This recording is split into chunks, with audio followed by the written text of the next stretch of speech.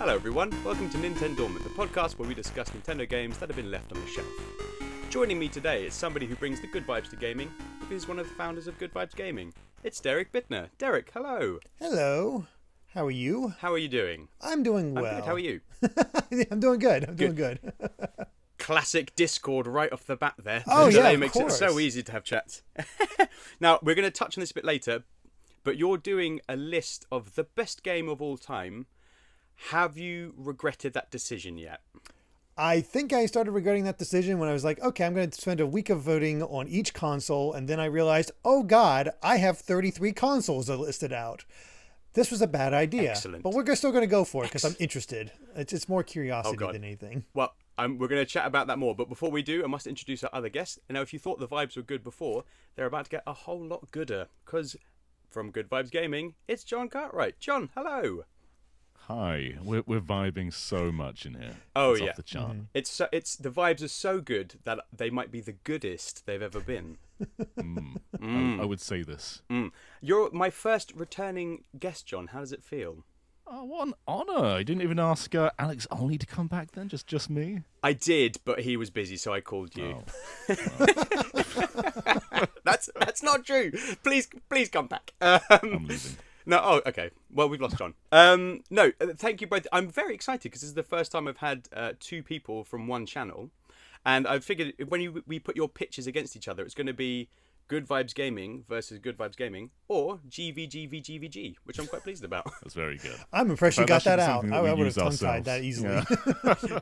GVGvGvG. It's quite nice. How have you both been? So, Derrick, please tell us more about this absolutely insane project that you've taken on BlueSky. I like that it's it didn't even intend to be a project. There's just a stupid idea at first because I was like, the Game Awards nominations came out and everybody was upset. Everybody's just like, where's the variety? Why weren't these picked out and whatnot? And then I saw somebody else was like, well, we're taken from games journalists and nobody's ever going to be able to play every game out there. So I was like, okay, what was your top game of the year? And I wanted to see what actually rose to the top amongst, my limited amount of followers over on BlueSky. And it produced some of the same, but there were some different ones. And I was like, okay, that was fun. That was interesting. And then all of a sudden I was like, I don't know why I had in my head. I was like, what is the greatest game of all time? And I started thinking of the old IGN list that everybody would complain about. And we haven't had any of those in a while. Of like, what's the top 100 NES games or the Super Nintendo games? And I'd listen to people react to those and be like, these are idiots, or like, okay, it's obvious, but it's too obvious or something like that. I was like, no, let's get democratic in this again and do a project where each week, you just have here's the list of NES games, here's the list of Super Nintendo games, Game Boy, Genesis, Master System, everything, and have a top 10 that I would compile from all the votes that people give me, and then like, okay, here's your master list, these are the top 10 games for that system. And then once all 33-ish systems are counted, because I got arcade, PC, just everything that you can think of, as long as they have a decent amount of games. Like Virtual Boy's not on there because there's not a whole lot of Virtual Boy games, and there's not a lot of Virtual Boy Wario Land slander going on. Look, I've got one behind me, Derrick, and I am outraged and upset by its exclusion from this list. There might be Jack 3 Bros. games on that would viably make the list, but it's like, you look at the N-Gage. Does anybody really think an N-Gage game is going to be considered the greatest of all time? Sonic N. But either way, once the top 10 has been determined, I'm going to take, okay, here's all the top 10 from across all the systems, vote, and like, what's your top 10 of these games? And then that'll be the ultra list of like, okay, here's the ranking of all the games from across all the systems to see what it is. And it's about a 35-week project looking at it if I keep it up. Because of allowing enough time for voting and getting thoughts in there. Because not everybody's going to see it at each time because everybody's on social media at different times. It's sort of an old idea where I used to be like, this week or on social media, I'm going to like, here's this wallpaper or here's this fun thing. It's just an expansion of that. But then it just became so much bigger than it really needed to be. So... But that's why I think Jon and I are going to be discussing what the results are to get some actual content out of this rather than just social media stuff. I love how non-committal your sound was just to rebuff the N-Gage. Just Jon pitched something, you just went, huh, I didn't have an end. I had a friend who swore by the N-Gage. He actually used it as his phone. But I also watched him every time he wanted to change games. Get the battery pack out, put it in, get it all set. I know John's fetching his John's off. N-Gage John's right got now. one. Yeah, of course you've got An one. important N-Gage game here. This is the Elder Scrolls Shadow Key for N-Gage, an exclusive Elder Scrolls. Oh my god! And Just for how this. good is it? John, that is a deep cut.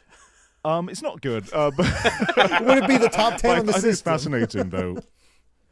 It's Elder Scrolls is one of the biggest franchises out there, and you can only play this on the N-Gage, so you've got to get Oh one. yeah, I mean, we got to play Sonic N-Gage, which is just Sonic Advance, except in a terrible aspect ratio. In vertical rather than widescreen. Hey, save your chat about rubbish games for later in this episode. Spoilers. So you've been roped into this madness, John. Apparently so. Not yeah. as Talking about deeply. Like he all the doesn't have to results. count all the stuff. He just like, hey, what do you think of this? That's all he has to do. I'm along for the ride. Okay. Yeah. All right. Okay. Fair. And I've seen you've been playing a lot of virtual reality games at the moment, right? I have. I'm surprised by that too, because I didn't think I cared. But then I got a cheap Quest 3S to play Half-Life Alyx. And then I just kind of stuck with Quest as a platform. Because I didn't really look into this much beforehand. Because I just kind of assumed that most virtual reality headsets were just sort of peripherals. And I knew Quest had its own like mobile chipset in there. But there's a surprising library. Like there's an exclusive Batman. There's a exclusive version of Resident Evil 4. No way. There's Everybody's Golf continued on there. There's a new IP, but the same developers. And like there's an AR mode where you can put the woman into your garden. It's crazy. Sorry. I'm actually really enjoying it. Can you just expand on you can can put the woman in your garden? I'm like, should I ask about that? I don't know. No, you don't ask further. So you know, in Everybody's Golf, you're always accompanied by a caddy. I It's usually a don't woman. know it, so this is majorly out of context for me.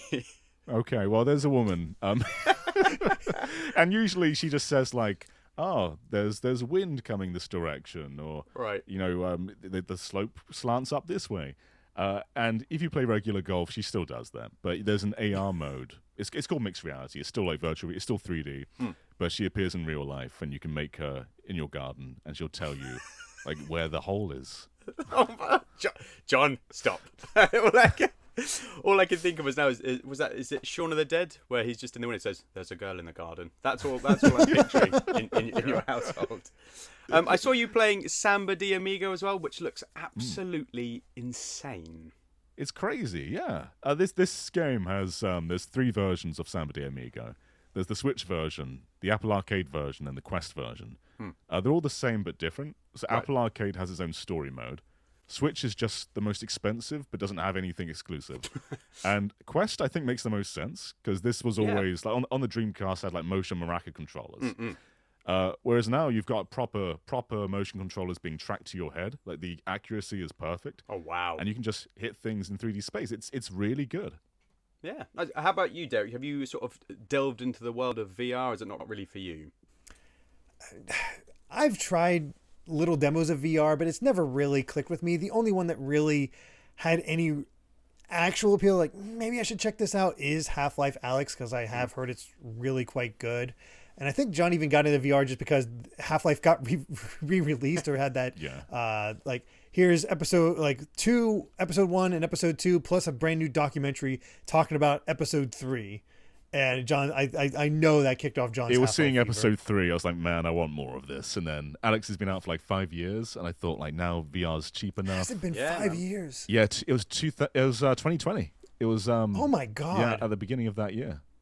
And we've established that Derek hates the Virtual Boy, so I mean, it's never really had a chance. why you just missed it. I played that at a local toy store as a kid when it was coming out. I put my eyes up to it, played it for 3 minutes playing Mario Tennis, and I left with a headache. I'm like, nope, that is not for me. Plus, it was so weird to play. Why are there 2 D-pads? It is weird, but genuinely, I still think like things like Mario Tennis on it, because I've got the system, I have some of the games. It is like there is something special about that experience of having that ball travel, and obviously it's much better now. I'm sure Quest does tennis better than the Virtual Boy, but I don't know. I don't know. It doesn't have Why the IP. wasn't the Virtual Boy Your best opportunity to bring back the Virtual Boy was with the 3DS, and they never did it. I know, it kills me. You know what, we're going to be talking about Jack Bros next week. Little plug for people that want to come back for that obscure title. But yeah, it's such a missed opportunity. If I'm thinking back to my old Shin Megami Tensei analysis, that's one of the first SMT games we ever got in the States. The first. Yeah, you're right. It is the first. The first. That's right. It is the first we actually got. Insane. But that's you know what, that's a discussion for another time. That's a game for another time. And we're all here because we love games, so we're going to play a game right now.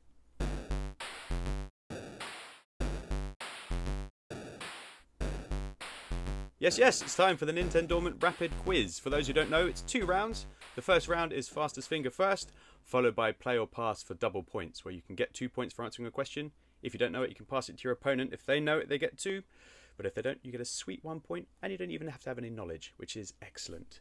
Now, John, you've done this before, but Derek, you're new to it, and you get the privilege of choosing what your buzzer sound gets to be. So what would you like your buzzer to be for the quiz? Oh, Poyo from Kirby. Excellent. Nobody ever picks themed buzzers with the episode. I was so convinced that people would do that, and it just never happened. So you want... I couldn't tell you a single sound from the Ice Climber game, honestly, that isn't probably ear grating. If you want to choose one of those sounds, I'm all for it. No. Your wish is my command. We will have Kirby shouting Oyo. I think the sound when the Ice Climbers grab the bird at the end, that's pretty good. But I couldn't... You know what? That sounds like a good one for me. John is the first person to pick a suitable buzzer in NintenDormant. Returning guest picks a suitable buzzer. John, I could kiss you. Right. So, question 1. Fingers on buzzers, please. What is the first vegetable you rescue in Ice Climbers? It's Derek. Ooh. Eggplant? It's an eggplant, which we, of course, call aubergine. Ooh. I hesitated because I thought, like, is it an aubergine? And then I just threaded over what we call that thing. I don't even know what an aubergine is. It's an eggplant. It's an eggplant. Yeah. Okay. Weirdly, I chatted to She Says and Daniel Albert last week from Good Vibes Gaming, and we tangented onto this for about 5 minutes of saying we don't understand why it's called an eggplant. It is not an egg, nor does it look like a plant. Aubergine's a better word. Aubergine's a better word. Maybe I'm wrong. It is. Yeah. So, John, sorry, you were doing the translation in your head, but you still lose the point. It goes to Derek. Congratulations. Right. I'm surprised, honestly. That was a pure guess because I've not really played a lot of Ice Climbers. I think I played it for 5 minutes. Like, okay, I'm good. You haven't done diligent research. I'm outraged. Question 2. What do the Ice Climbers hold whilst scaling the mountain? Yes, John buzzed. Oh, hammers. Hammers. Mallets, hammers. I'll give you hammers. Yes. It's the same genre. It's the same. Yeah. It's the same. I mean, were a master carpenter, I might take umbrage with what you said. But yes, mallets, hammers, wooden sticks. Question 3. Oh, in what Smash Brothers game do the Ice Climbers make their debut? That's John. Ooh. Super Smash Brothers Melee. It is Super Smash Brothers Melee. I might have given you guys that answer before we started recording, but nobody needs to know that. I mean, I think both of us kind of knew that one. It'd be a shame if we didn't. Yeah, that's true. That's true. Classic game. Question 4. Oh, this is a tricky one if you've not played it recently. So when you're scaling the mountain, there's sort of sections that you have to traverse before you get to the bonus stage. How many sections are there before you get to the bonus stage? It's John. 5. Oh, that's wrong. Derek, do you know the answer? I believe it's 4. Well, now I'm worried because I thought it was 8, but I was guessing. I'm guessing too. I'll be honest. I watched a little bit of the playthrough, but I was like going through. It's like, okay, what happens later in the game? It's definitely. You're probably right. If you thought you're probably right. I'm looking at a screenshot here and I can see 5 and 6, so I'm pretty confident it's 8. I mean, we've established this in an episode that I did with John previously that I am bad at running quizzes. So apologies, Derek, but 8. No worries. If we're good with 8, then let's go with 8. Question 5. This is the last one. Fingers on buzzers. Ooh. The game features polar bears as you're scaling the mountain. But what 2 items of clothing do the polar bears wear? Oh, it's John by 0.28 seconds. Go on, John. So he wears sunglasses. It does. And the other one... Oh, no. Is it swim shorts? Oh, I'll give it to you. I mean, it's nondescript. It's nondescript pink. They could be hot pants. They could be shorts. They're probably hot pants. They're probably hot pants. I mean, there's a very sexy vibe from those bears. So I'd be surprised if it wasn't hot pants. Yeah. But that ties up the quiz, guys. We're on. No, it doesn't. I'm so bad. No, at John. running I got the quizzes. first one, and then John decided like, oh no, we can't have that. Yeah, and got all three. Buzzed in, Honest to whether I God. knew or not. I've really got to sharpen up my quiz skills. It's not even hard. Reset the buzzers and just note down who gets points. But no, beyond my capabilities. Okay, so John, that's 3 points to 1, and we move on to round 2, which is play or pass for double points. So no buzzing in for these rounds. It's just if you know the answer, give me the answer. If you don't, and you think your opponent doesn't, you can pass it on to them. Question 1. How many mountains are there to scale in Ice Climbers? Is it 30, 32, or 34? You can play or pass. You can play or pass. Ooh, I played Ice Climber a bunch on NSO just idly while I had a baby sleeping on me. Excellent. And I played for a while. I definitely didn't finish all the mountains. I want to say that there's 32. That's a good guess. It's 32 mountains. Oh, okay. Wow. Absolutely outrageous. Do you remember what mountain you got up to whilst playing with a slumbering infant It on you? must have been like 20 or something. And until Oh my 'cause God. I was pretty bored of just playing as I was. Yeah. But I never played Ice Climber that long before, so I just kind of stuck with it. But clearly not long enough to finish the game, though. Clearly long enough. Nana and Popo are very upset with you. Okay, Derrick, this one is for you. What vegetable... All right. So as you go through the levels, you pick up a different vegetable. They rotate. I think there's 8 different ones. They rotate. But what vegetable is not one that you collect from the mountainside? So what do you not collect from the mountainside? Is it A, pumpkin, B, potato, or C, cauliflower? Pumpkin, potato, or cauliflower. If you don't know it, you can pass. If you think John won't know it, you can pass it off to John. I don't know it, but I'm gonna guess because I feel like he would know it. So I feel like I gotta take the chance. I'm gonna go cauliflower. You nailed it. It's cauliflower. I was going to say potato because I thought potato would be the hardest thing to do in an 8-bit sprite, whereas cauliflower is like quite a see, I thought the shape. cauliflower would be the hardest thing to do in a 8-bit sprite. I think it just end up looking like popcorn or something. The potato is bad. It is basically just a brown lump with sort of small... I mean, this was a launch game, so... Very, very old, very basic. I always think... I mean, you've got the... do you remember the... I think it's a statue in Melee with all the different vegetables? Yeah. Which was a very cool thing, but I had just no idea. I was just, why is there a random statue of like aubergines and pumpkins and potatoes and carrots? It was very bizarre. It's iconic, that's why. That's absolutely iconic. Question 3. So John, this is for you. You can wrap up the quiz with this question. Ooh. So no pressure. Oh, Topies are the yeti-like creatures that repair the ice sheets as you break through them. But what creatures are they in the Japanese version? Are they A, seals, B, polar bear cubs, or C, penguins? I have the Famicom version right next to me. Outrageous. And you know what's on the cover art? Oh There my is a god. seal. There is so I'm a gonna say baby. it's a seal. It's a safe bet. He's taken the 2 points. That takes it up to 7-3. I did not know that one at all, so yeah.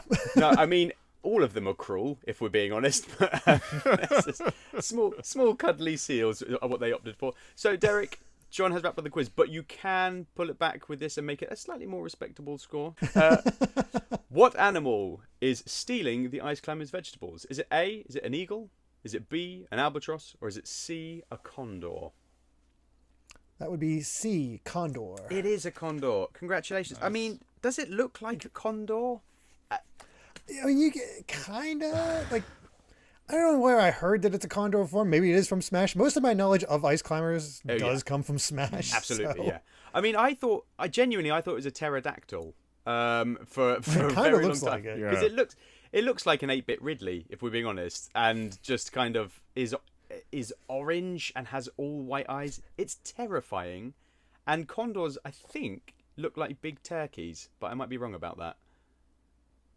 I think you're right. Do you have? Condors are not local to me, so I don't know. I was hoping you'd be the condor expert, Derek, because it's not my field. They're not widely available on the east coast of America. What? How odd. No. We don't have anything. I don't think we have any good birds here. We have we have pigeons and we have, tits. We have the odd tit magpies. here and there. We do have magpies. We have crows. Crows are pretty good. Crows are good. You guys must have crows though. We have crows, yeah. You got crows. Yeah, we got all the fancy ones. We've got nothing. Anyway, that tangent aside, John wins the quiz. 7 points to 5. Well done, John. Yay. And yes, if you haven't guessed, the game we are talking about is, of course, the NES classic Ice Climbers. So let's move on to the main event.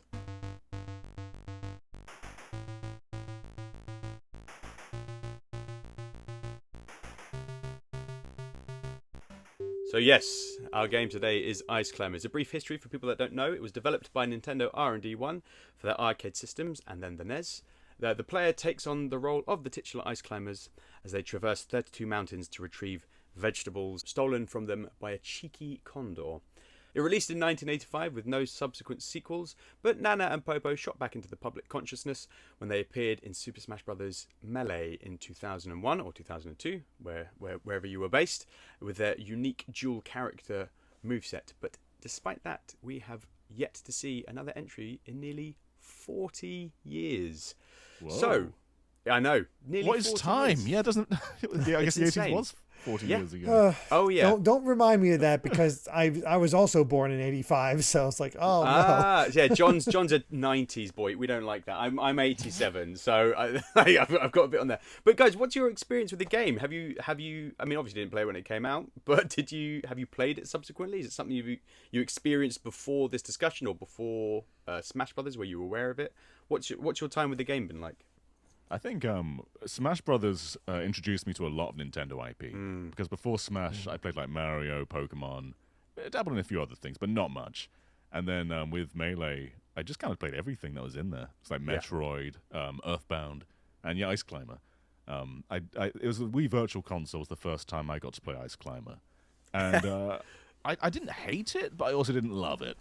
Over the years, I've grown to appreciate it a little bit more, especially as a co-op game, because there aren't that many great simultaneous NES multiplayer games. And it's okay at that, but it's definitely got a funky jump. Oh man, the amount of times. So I played a little bit before, just to sort of warm up into this discussion, and the amount of times you think, well, I'm gonna make this, and you just graze the side of the platform as you fall to your death, and you just think, it's not fun when it does that. It is not tight. How about you, Derek? Did you was it sort of same thing for you? Was it a Smash Brothers thing, or was it something later on? Very similar thing, because I mean, I wasn't even aware of The Legend of Zelda as a kid, so I definitely missed out on Ice Climber. Yeah. I being so young at the time was just like whatever my parents got me. So I don't think they was like saw Ice Climber and be like, I don't know if he'll like this. But yeah, I was introduced through Melee, just seeing all the crazy things they could do in there. I had friends that played Melee competitively, and they knew how to desync the Ice Climbers so they could like really be a menace. Like I remember Ice Climbers being pretty good in Melee. I don't know if they ever reached that same height again after that, but there's a lot of interesting tricks that people could do with the Ice Climbers, which made them attractive, made them interesting as characters, and you got all the trophies to learn more about them. And like John, like I knew of some at that point. I had, thanks to friends playing Earthbound, I was aware of NES and so forth, but still getting introduced to these other franchises like Fire Emblem, like Ice Climber. I had a Game & Watch as a kid, one of the I think it was Boat or Parachute. Oh wow! And so I legit freaked out when Mr. Game & Watch showed up. I was like, oh my god! It's like, hey, I remember him. They've made it for me. It's that boy. Yeah. So you had that aspect of it, but I didn't find myself drawn to actually play their game, unlike Fire Emblem, for example. And I've only played it a little bit, enough to like, this isn't for me. This isn't my thing. But it's like, but I'd also be really interested if they did revisit it and try to modernize it. And that's why I sort of gravitated towards this episode, because I'm like, you did it with other NES games. Why not do it with Ice Climber? Because they do have the Smash effect. They would totally benefit from the Smash effect. It might be beyond that time at this point, but well, this is I think they would. The big thing that Daniel and she says and I chatted about last week was the fact that Kid Icarus had its Breath of the Wild moment before Breath of the Wild. It's sort of Pit was this huge character in Smash Brothers because people went, "Who is he? He's great. He's got this moveset. He's got these cool weapons," and they made this totally new, revolutionary game. And it does feel a shame when those other ones got left by the wayside. And talking about Earthbound and Ness, I remember you had to unlock Ness in the original Smash Brothers, right, on the 64. I think he was an unlockable character. And when you unlocked him, you just went, "Oh my god, this guy's amazing!" With his arcing wave to get him back onto the platform and the PK fire and all that kind of stuff. And Smash Brothers was so good for that, just bringing so many things into the sort of public consciousness that before. And it's hard to explain to people now, sort of limited nature of the internet or limited sort of exploration of the internet to uncover these things unless you were there and you experienced them. They just weren't something that you ever were aware of, Yeah, there's a funny video from, I think it's on IGN's channel. They uploaded the Smash Brothers Melee reveal at E3, and there's one guy in the crowd, just like one person going like, "Is that Ice Climber?"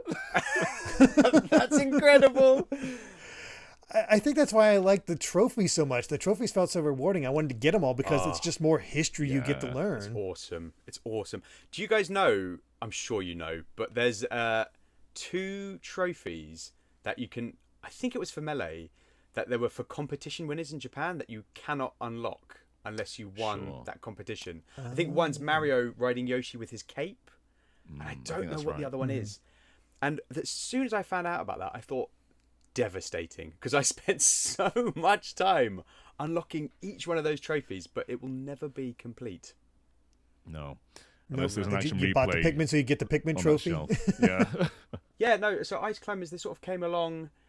I remember I used to play as I think Link actually in Melee, but I remember sort of being able to dispatch the Ice Climbers quite quickly because you would just get Nana and smash her off the edge, and then they can't recover was properly.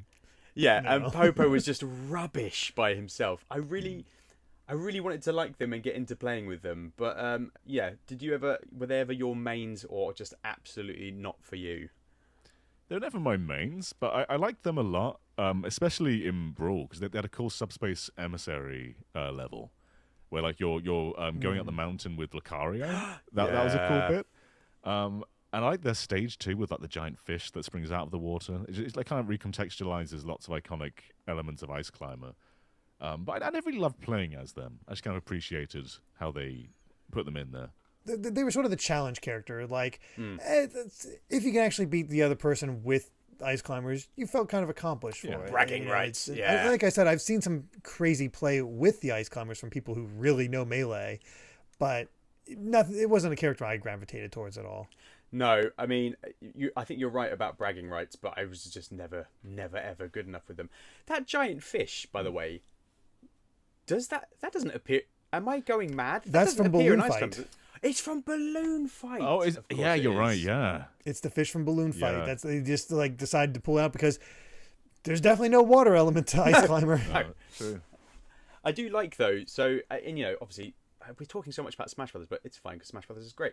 I don't think Ice Climber would be as remembered if it wasn't for Smash. If it weren't for Smash, it would just be it'd be one of those arcade Nintendo games that people just don't really talk about anymore.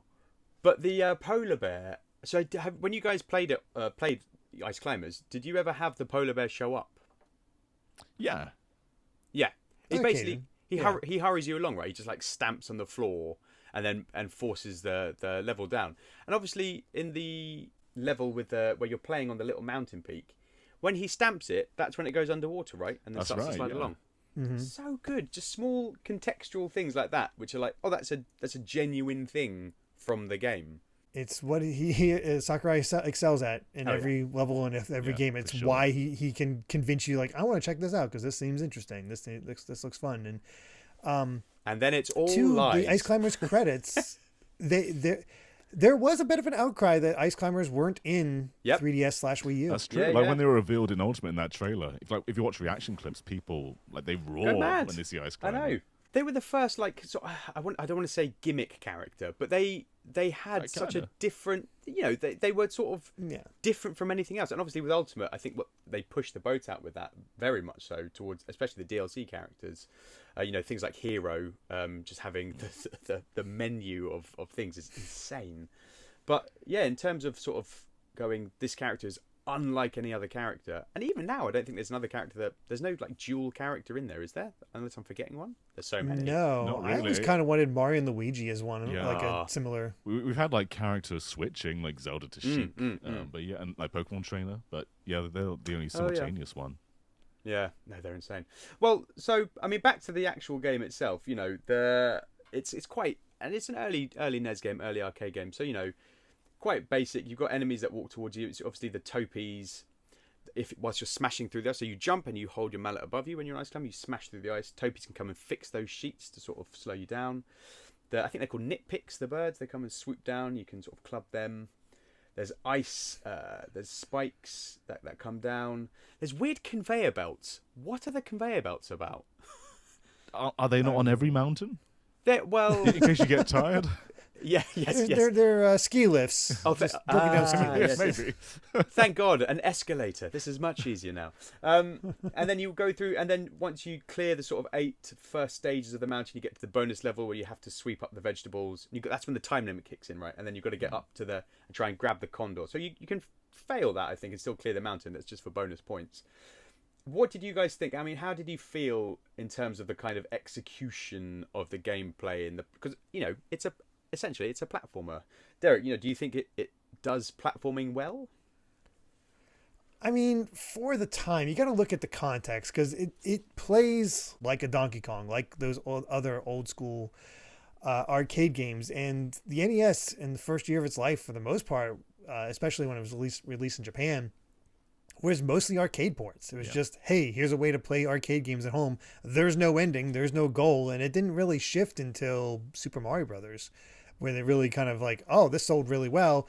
This is what people kind of want from a console. Let's try to do that more so because, you know, the NES was unproven at that point. Like, it was doing well, but the Atari was still fresh in the minds. But let's do the easy thing with just an arcade port. Or I guess because I think in Ice Climber's case, they started on the NES and then maybe got a Versus version for arcades. Yeah, that sounds right. Yeah, I think that's usually how it went. But yeah, I mean, when you look at it within its context, it's fine. But it's also one of those things you don't really...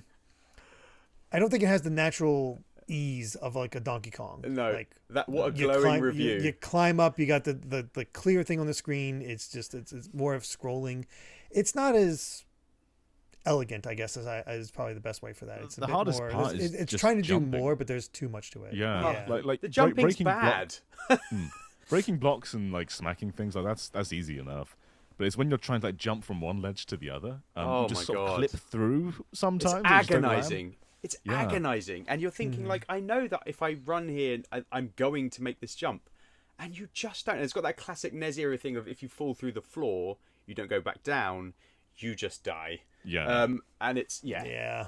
Yeah, like no other NES game is quite that bad in that era, like for Nintendo at least. Like Mario Brothers has like a very fixed jump, so you can't move when you want to jump. But I felt like you usually landed where you wanted to land, whereas Ice Climber, I'm never sure where I'm going. No, and you've got that thing on the clouds where you bounce off the walls, and you just think, oh my god, please, I just want to get to the condor. Please let me get up this wall. It's hard, isn't it? Because it was a very early NES game, but you sort of can also measure it in the context of the games that exist for that console. Games that still hold up very well. You know, Super Mario Brothers 1 was the first Mario Brothers game on that console, and it is incredibly tight in the way it controls. You know, you're landing on 1 block wide platforms, and you know if you're going to make it or not. But with Ice Climbers, you don't know. You're never sure. Yeah. And I believe Miyamoto had nothing to do with this one, so it was there was definitely just its own thing. That explains its deficiencies. And I got to say as well, I mean, damning with faint praise, Derek. That's the best review I've heard of Ice Climbers. Ice Climbers, it's fine, Derek Bitner. That's going to be... I don't think they're going to chuck that on the game box anytime soon. Well... No, I don't think so. Well, look, it's because John won the quiz, John's going to go first here. So, John, Ice Climbers hasn't aged terrifically well, but you are now the president of Nintendo, and we are the board, and we demand that you bring back Ice Climbers and you make it a success. So please tell us, how would you do that? Okay. So first up, we're going to take the formula of Ice Climber and we're going to modernize it for modern audiences. And the way we're going to do this is we're going to include it as part of the 99 series. So alongside Tetris and F-Zero and Pac-Man, Mario 35. And the way we're going to do it here is Ice Climb has always been a simultaneous game. It's about playing with someone else at the same time. You can play it on your own, but it's more made for dual purposes. So 99 different climbers are going to be on the same board at once. However, everybody's got an oxygen tank. And you are going to run out of air on the mountain and die at any point. So there is a fixed time. And not only have you got to show your platforming prowess, but you've got to take oxygen tanks from other players to get more oxygen so you can go higher. So you are rewarded for smacking other players. You're rewarded for continuously climbing. And by the end, the winner is the person who's climbed the highest. But you have to do that by getting more oxygen. So there's this risk-reward factor to getting to climb higher. And that's the basic premise. Okay, so you basically want to litter a mountain with corpses as you scale to the top. That's exactly what I want. And you've got. That is the true Everest experience. So there you go. You can't fall behind. You've got to keep going. So if you fall behind, you can't get any more oxygen tanks. You've got to be a good platformer. But you've also got to spend time whacking people to get more oxygen. There's a risk reward. Oh my good God! Okay, I'm curious. Would you have topies and the polar bears there? Yes. Like, are the enemies still there? The enemies are going to be there, and they're going to be a bit more aggressive to those in the lead to try and slow everybody down and get them in the same group. Because what you don't want is for everybody to be on different layers, because then everyone's just going to run out of oxygen, right? You've got to be in tight quarters. So these enemies are going to sort of try and force people together. But yeah, people further behind are going to have more of a chance to get back up. But the enemies are still going to be playing ball. Yeah. Okay, I've got to break this down now. So we've got, so we've got the mountain, and you've got and it's 99. Its ice climb is 99, not 35 99. Or 40. It's 99. Good God. Okay, do you all start at the what's it called, the base camp? Do you all start in the same place at the base camp, or do you sort of run into other people? You're gonna merge together. It's gonna be 5 different sections that all slowly go into the same point. But by that point, some people will not be alive anymore. Excellent. So are you on screen with 5 other people, and then basically when you've eliminated those 4, then it kind of keeps shrinking and shrinking?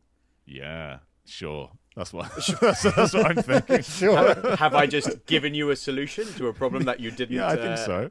Yeah. Okay. It kind of reminds me of what was it? The Bomberman online game was free. Oh yeah. What was that? I missed that. What was that? It was Super Bomberman R Online, wasn't it? Yes, that was it. Just R Online. I never bought it. Because they had a 35-player mode where they would funnel you into the same map as time goes on. So it sounds similar to that, especially once you kill all the other players, you kind of need to be funneled to continue things on. So as you're killing the other players and taking their oxygen tanks, you kind of need to be funneled at that point, John. This is incredible. How long would you let them last? How long does an oxygen tank last? Oh, that's a good question. So you're starting pretty high on the mountain already, so you're already quite low on air. Let's say the oxygen tank lasts only 30 seconds. Oh and my so God. You need to, from the moment that it begins, start clubbing. I mean, speed is key in 99 games, right? It's got to be fast-paced and thrilling right off the bat. Otherwise, you're not going to be invested. I think that's fair. So you've got topies, you've got polar bears. So if everybody's playing nice, do the polar bears come along and it's just bang, crash the screen down? Yeah, exactly. There's a lot of rubber banding here, so the game is intuitively going to know if you're doing great, it's going to be no, you've got to try and get back down to other players. It's going to punish and reward depending on your play style. Okay. So could you, in theory, right? So you've got the 5 people on the screen. So could you scale up to the top and then leave the other 4 in your dust, or could you choose to and then you'll get their tanks, or a small boost, or do you have to engage and do you have to kill them? Is the burning question for me. Killing is a major part of this, yeah. And the way the screen scrolling is going to work, I think it's a bit unfair if you just die immediately if it's scrolled. So there's going to be a little countdown. So you get you have to climb up within that countdown. If you don't, you die. So there's a sudden rush. You have to suddenly be good at platforming, otherwise you're out entirely. And yeah, that's the general gist to it for sure. John really took the seal clubbing to heart from his box that he's got there. What function does the Condor play? Because I have an idea, but I want to hear your thoughts. So the Condor, they're going to be swooping around every now and then, and you can jump onto them. They come towards players who are really far behind, and they're almost like a bullet bill in a way. So That's the same idea I had. Is that use the condors to help you people from behind to get ahead, but they have to fight in order to reach the condor. The only other idea is that condors would come down and knock the players at the top down. Yeah, I see them as a safety feature for those who are falling really far behind. But it's not just you can't just fall behind and go straight to winning again. You have to get a reward for it.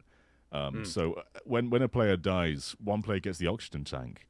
But there's also little orbs like F-099 that are left behind. And if you fill that tube up, you get a condor that swoops you back up to a reasonable size. Nice. Okay. So, I have I'm going to throw another wrinkle in here for you, John, of how this might go to really mess with, because you have options in like Tetris 99. Do you attack this person? How do you play? That sort of thing.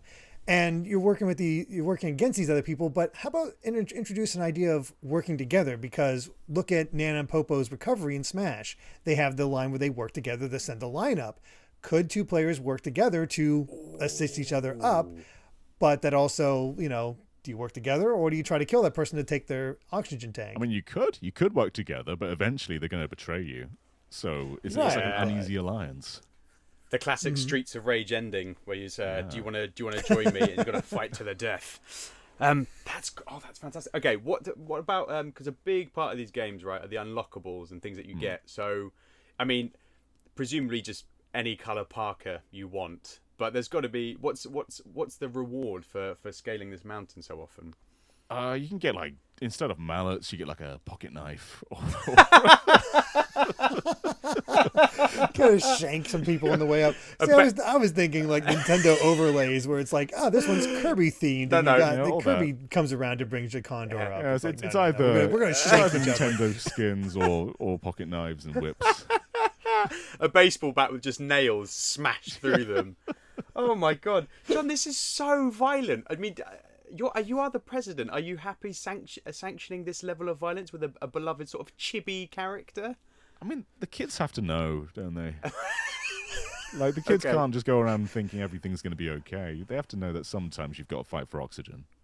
This is incredible. Okay, so you are literally turning Ice Climbers into a 99-player blood sport where you ruthlessly murder other people to scale the top. But you can play together if you want to. But you're going to have to end up betraying them. You're going to have to end up killing them. Okay. And so what happens when you get down to the last 5? Does it change at all? Oh, yeah. Well, you're still running on oxygen, so you still have to be climbing as fast as you can, and the time is still ticking. And because there are fewer people, there's fewer chances to get oxygen, so it's all about getting to the top. But things are also going to get faster. It's going to start scrolling faster.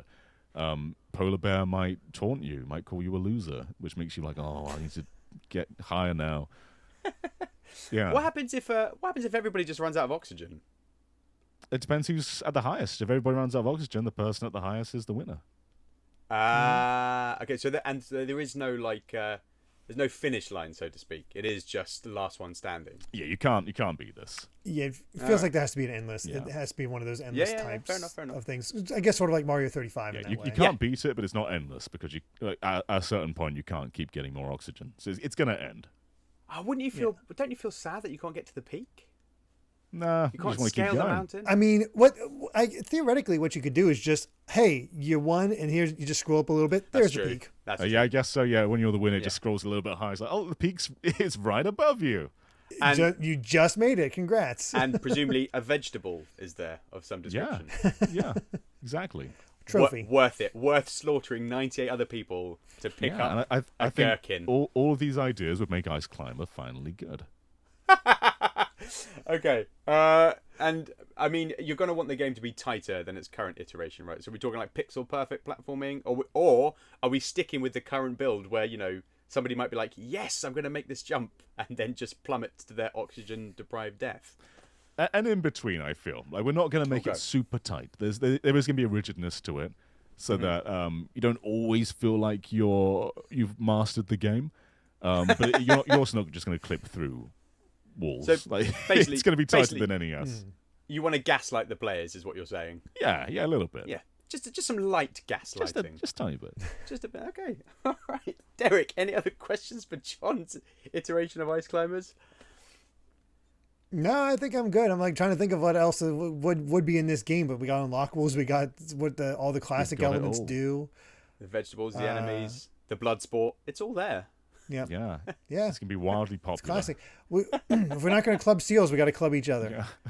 Well, there we go. See, this is the thing. Ethically, we're better now than we were 40 years ago. We won't do that to animals, but doing it to each other, obviously, That's still perfectly acceptable. fine. Oh, Yeah. we're fine with that. Good. All right. Well, that's an interesting first take. I do like it. But Derrick, you are now the president of Nintendo, and as the board, we still demand that you bring back Ice Climbers. So please tell us, how would you make that a success? I would Kid Icarus Uprising this thing.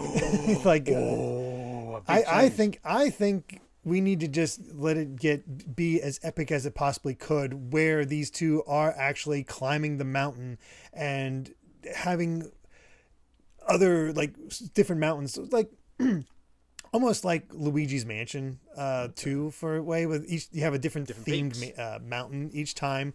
You can have like, okay, here's your basic mountain to get you the ropes of how you're actually climbing this thing, and then here's your Casino mountain. Christmas mountain, or casino or resort. Like there's just a resort on this mountain, but it's abandoned and whatnot. So you got the creaky floors or other hazards and whatnot. The problem the tricky thing I have is like, is it 3D or is it 2D? I don't know how to do that, because do you want to have like the just classic jumping aspect? Because you look at Kid Icarus, they took the basic combat of that, added flying sections because he has wings, and then you have the combat. And I think for the most part, it's going to focus a little bit more on the actual climbing aspect of working together, rather than, because that is sort of the ideal spot. But then you have sections where like, oh no, this avalanche is happening, or oh no, this environment thing is happening. It becomes more actiony, where you have to platform a little bit quicker rather than the more purposeful climbing theoretically up to that point. It's one of those things where I think you want to keep the visual style that Smash Brothers established, because that's familiar. It's like what they did with Kid Icarus, where they redesigned him and then they took that base and just further iterated in order to make him more of a character for that. And I feel like doing that for Nana and Popo is kind of key for Ice Climber. But yeah, I like the idea of multiple mountains that you climb and each have a dynamic thing. As far as like a goal for it, I mean, if you want a multiplayer experience, you have Nana and Popo. If you want to have a single player experience, one's rescuing the other. Doesn't matter. Whichever one you pick, they're rescuing the other, like sort of Captain Toad it. So have you got two different campaigns then? One player and a 2-player campaign? I think it's be the same-ish type thing. It's just one is you're rescuing the other one you're, I don't know, getting this rescuing an aubergine type thing, or rescuing, rescuing. You got to get pumpkin. the aubergine. It's still all about the fruit, the vegetables, I guess. You can't sit on the fence about this, Derrick. Is it a 2D game or is it a 3D game? I feel like it has to be a 2D game. Okay. I was sure you were going to go 3D. I was gonna go 3D, but then I was like, Tropical Freeze. Like, I'm imagining an art style akin to Tropical Freeze, and then you have all the platforms sort of established. I think that's how you get around it, because I'm trying to think 3D, and it's like more you get more platforming with that aspect. Where, I'm sorry, it's evolving in my head as we're talking about it. Of course, but yeah, I think if you try to Tropical Freeze this thing as you're platforming, and the mountains are more involved as you're going along, you have stages, you progress, you have different things. Yeah, it's another traditional Nintendo platformer, but the emphasizing the verticality, I think, would help it stand out a bit more, and maybe have some specialized. Maybe this time have some specialized levels where this is a multiplayer. Like you have to work. You actually have to have a friend be there, or hey, we got Nana, Popo, and there's two new. We want to make this 4 players, so here's Dee and Dodo. I don't know, two more classic names that you can play. Dee and Dodo. Yeah, I mean, I haven't got to my pitch yet, but I did was thinking of other character names, and I came up with PP, and I thought it's not gonna fly. All right, so and then Okay, interesting. So it's 2D and it's like theme mountains, hazards play a key role. Is it sort of still platforming focused? Is it sort of more on combat and kind of action adventure, or what's the vibe of it? I think it has to be sort of. I was having trouble thinking. I was racking my brain all day yesterday. I was like, how do I anchor this thing? Is it 2D? Is it 3D? I just couldn't decide it. But upon talking to you guys, I really do think we haven't gotten a new Donkey Kong in a while. New Tropical Freeze.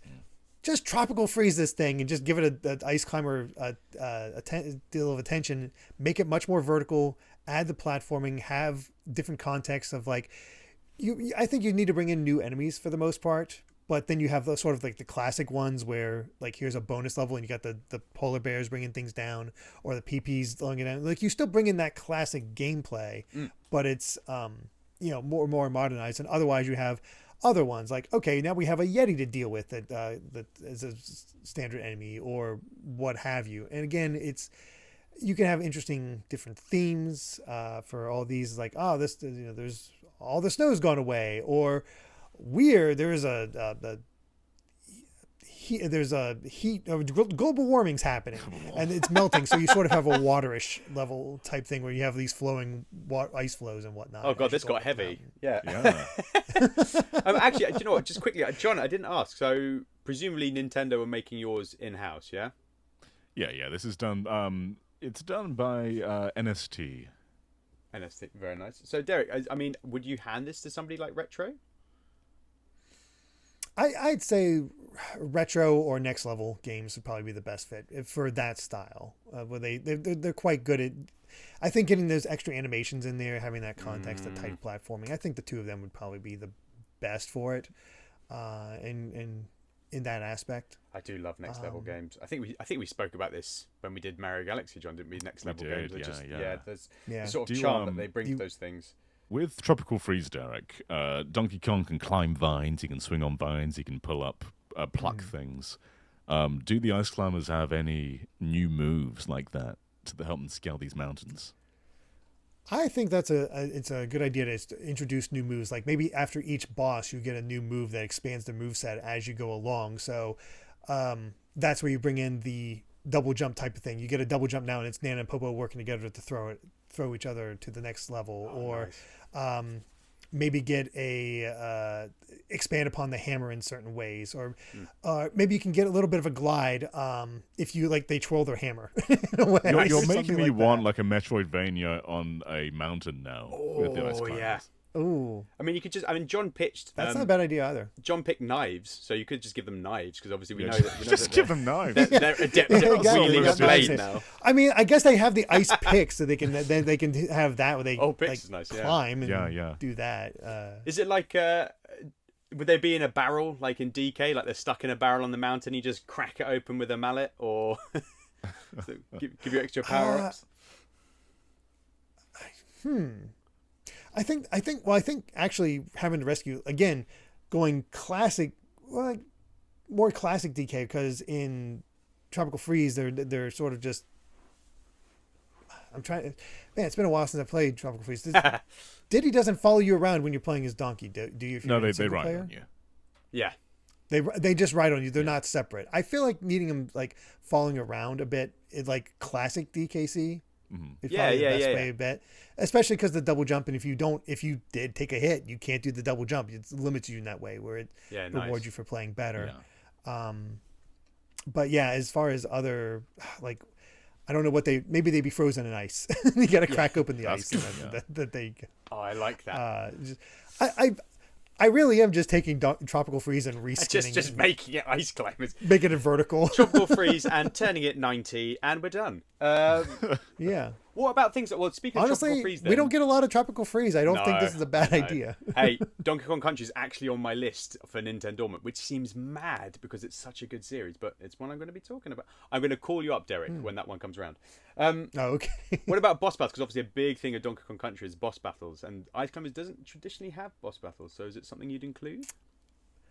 That's another opportunity to take bigger versions of classic enemies. Like here's a giant topi and you got to figure out how to get around him, or here's a giant polar bear and got to take care of that, or maybe the ultimate boss is a giant condor. Yeah.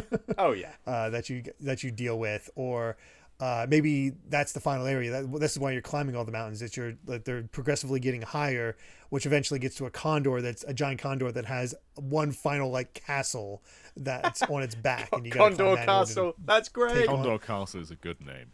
Oh yeah. Oh, that is a good name. I didn't even think about that.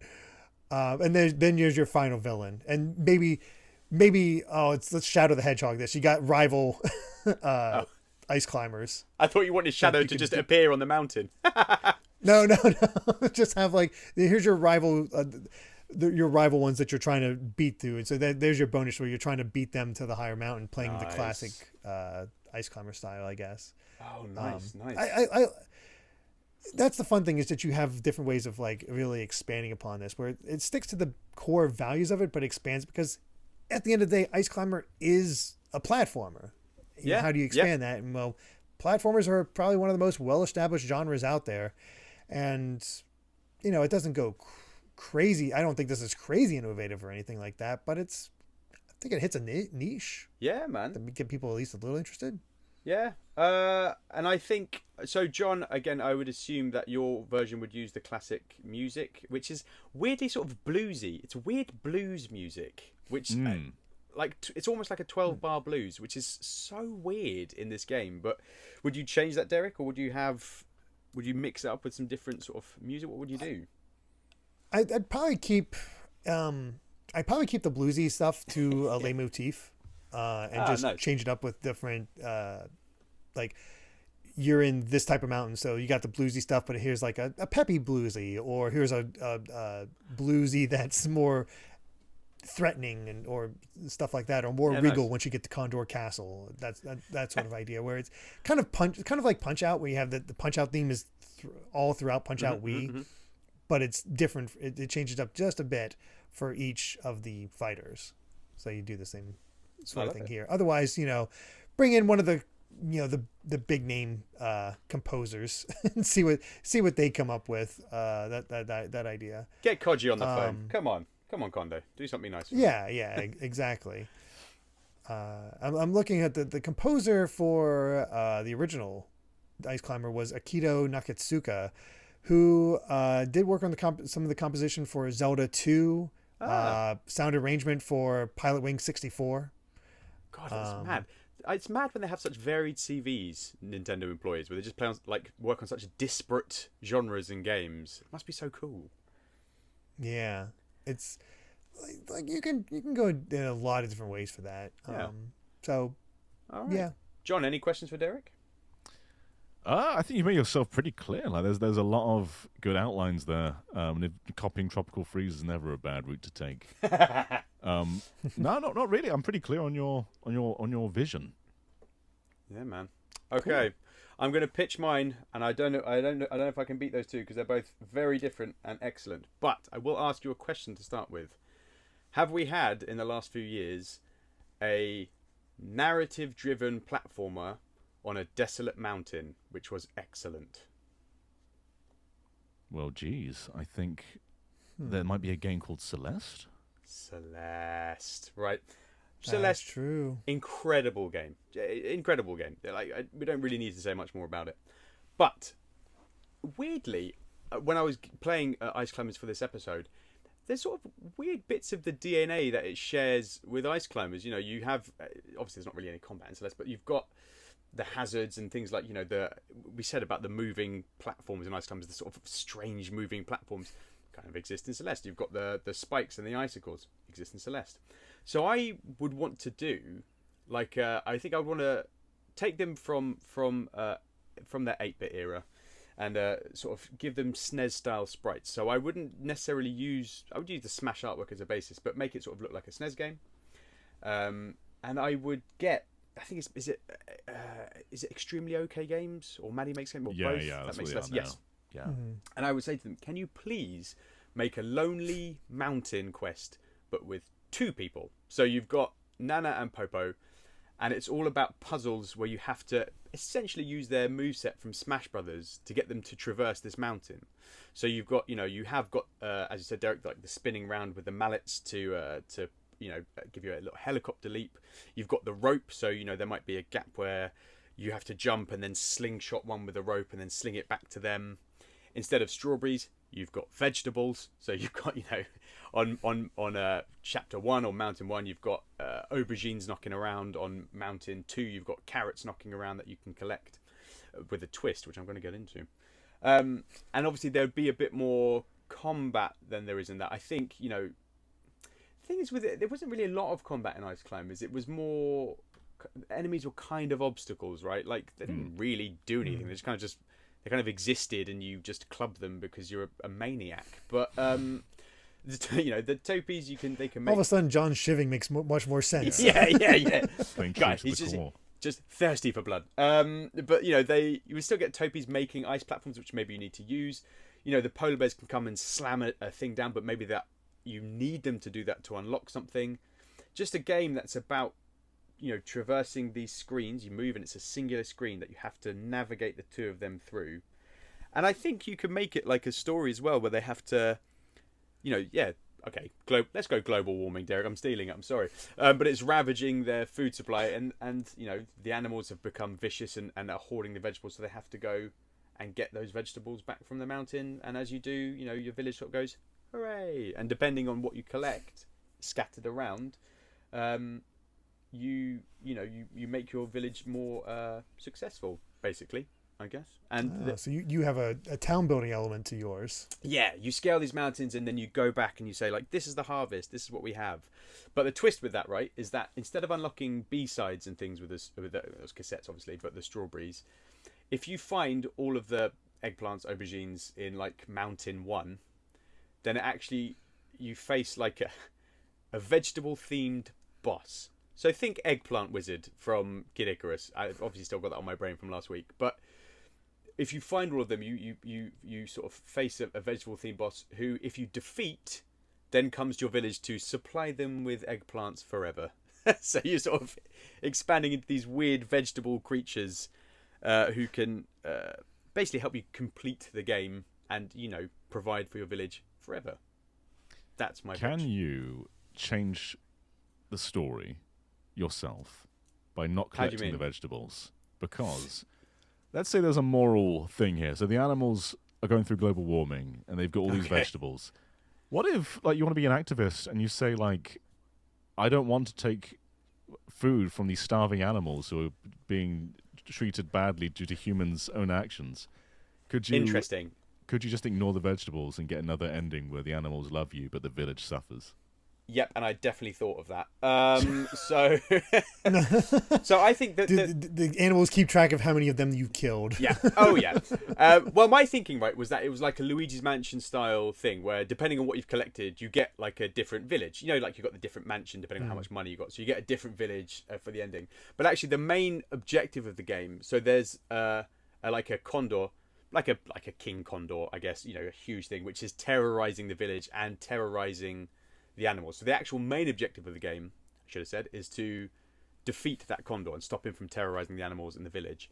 But yes, you can collect these things to make your village more prosperous as you ascend the mountain. So it's kind of like a side thing. And yeah, maybe there's a nice thing where if you avoid all of them, that the animals just have a lovely life. Okay. Yeah. I like it. Yeah. I like how we all went. John went multiplayer. You went indie. I went big budget. I guess is the best way to put it. Or mid budget, I guess, for Donkey Kong. I'm amazed nobody went 3D. Yeah, I thought about going 3D, but honestly, thinking 3D for them, I think takes away a lot of the charm. Like, I'm actually thinking of that. It's like, how do you do that? Yeah, it's big old 3D platformer, which aren't really in vogue anymore. But I do miss them, though. I miss the old 3D platformers. Yeah. Yeah. I don't know. Can you think of any way to make 3D platforming work, John? Just off cuff. We don't have to make a full game, but how would you make it work? Yeah, what's your second pitch, John? Tell me now. I have nothing, but if we don't have anything, that's fine. I feel like it's probably just my recent splurge of VR talking, but I feel like Ice Climbers could work well in VR. Like just sort of scaling a mountain while using to move up like that. Maybe that's the route for it. I believe on NBC IGN's podcast, I think it might have been Logan said something about weirdly, they talked about Ice Climbers a few months ago, and he said imagining it like It Takes Two, but with Nana and Popo, something like that, which would be pretty nice as well. Well, I'll tell you what, if you can think of something else to do, and if you can bring the Ice Climbers into 3D, let us know. Those are our pitches. So John's is a combat heavy Ice Climbers 99, where you have to get the most oxygen and ascend the highest out of all the competitors. Do you like Derrick's 2D vertical platformer with themed peaks and plenty of hazards to navigate with new enemies and boss challenges? Or do you like my I don't know how to describe mine. Or do you like my puzzle heavy Celeste style game where you can build up a village or save the animals? Thanks for that little hint there, John. That was very lovely. Let us know in the comments below, or let us know if you've got a better idea. You can find us all over on BlueSky. I'll chuck those links in the comments too. If you're watching on YouTube and you'd like to, please do click like and subscribe. It helps us to grow. If you're listening as a podcast, please rate us and leave us a comment. It all helps. Derrick, thank you so much for joining us. Glad to be here. It was a lot of fun. John, thanks for coming back. It's okay. I'll be here forever. I'm never leaving. You're coming back for the Virtual Boy because nobody else wants to. And from all of us for this week, thank you again so much for listening. That's game over. Goodbye. Bye, everyone. Bye.